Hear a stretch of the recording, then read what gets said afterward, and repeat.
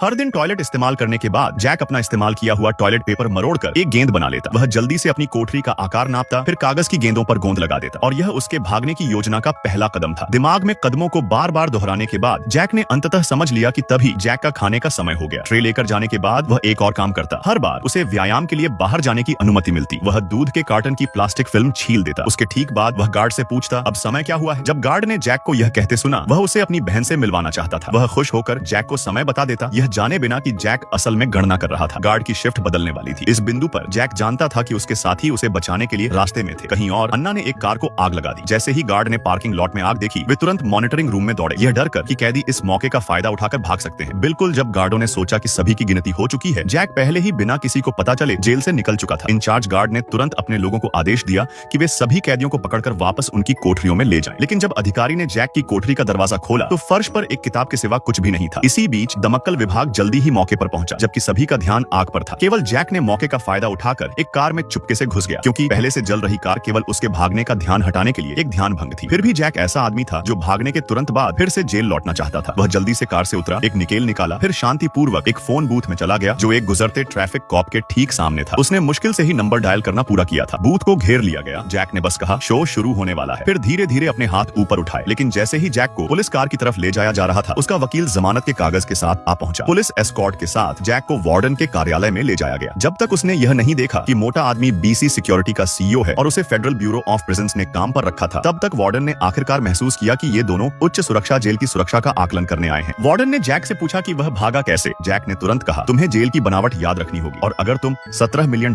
के इस जेल से भागना चाहते हो तो एकमात्र कमजोर जगह फायर अलार्म गैराज है। यह अच्छी तरह से सुरक्षित नहीं है।